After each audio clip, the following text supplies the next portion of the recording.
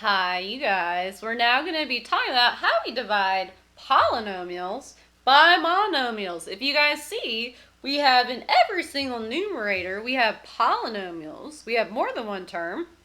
And in every single denominator, we have just one term. Okay, so let's get going on example 11. Okay, so whenever you are dividing polynomials by monomials. Okay, so, and just dividing in general. Because I know that I'm dividing because fractions mean to divide. It's 4x squared plus x divided by x. That's what that means.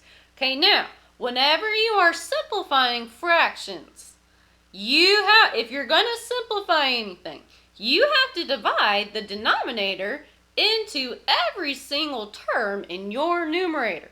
Okay, you can't like pick and choose. Like you can't say like, oh, I see two x's, they're going to cancel out, so I'm left with 4x squared. That's when the demon cats get you. Okay, so don't do that. Okay, so whenever you are simplifying a fraction, you must divide the entire denominator into every single term in your numerator. That's how you simplify fractions down. So be very careful. Don't be assuming things. Bad things happen to people that assume things. Okay, so since I have two terms in my numerator, I'm going to divide this x into each term. So I'm going to be dividing twice since I have two terms. Okay, so I have this, and then plus this. Okay, so one time I'm going to divide x into 4x squared, and one time I'm going to divide x into x. So I take every single term in my numerator and divide it by the entire denominator, which in this case is just an x. Okay, and when you guys are dividing fractions, when you guys are dividing variables with exponents, if you think back to our first three examples, you subtract the exponents. Okay, so we're going to divide the coefficients or the numbers in front of the variables, but the variables with the exponents, we're going to be subtracting exponents. Okay, so don't forget, if you ever see variables that don't have an exponent, they secretly have a 1 as their exponent. So all these have 1s.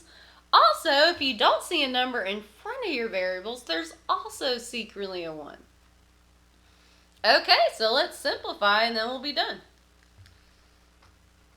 Okay, so this one, 4 divided by 1 gives me 4. Let's see, yeah. And then x squared divided by x, well, I'm going to subtract my exponents when I divide. So 2 minus 1 is 1. So it'd be x to the first, or just x, whatever floats your boat. Okay? And then this one, 1 divided by 1 is 1, so I could write a 1 if I want. And x divided by x. Now, whenever you guys have a variable with the same exponent, they are technically the same value, so they cancel out and turn to 1. Like x divided by, anything divided by itself is 1, right? Like 4 divided by 4 is 1. 6 divided by 6 is 1.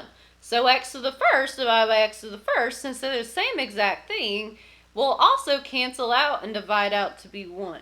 Now, what is actually going on? We are still technically subtracting our exponents, which 1 minus 1 is x to the 0. Technically, we are subtracting your exponents, you guys. 1 minus 1 is 0. Now, anything to the 0 power is 1. So, technically, when we're dividing variables with the same exponents, it will be that variable to the exponent of 0, which is essentially 1.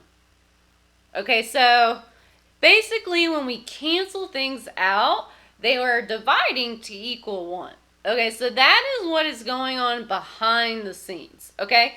But just so you know, like the shortcut is if you ever are dividing variables with the same exact exponents, they will divide to equal 1 because anything divided by itself is 1. Okay, so just be careful. It's not like it cancels out and goes away, okay? Canceling out does not mean it disappears in the thin air, so just watch yourself. It divides and turns to 1, okay? So this one will simplify to be a plus 1. And guess what, you guys? That would be my answer. So that simplifies into 4x plus 1.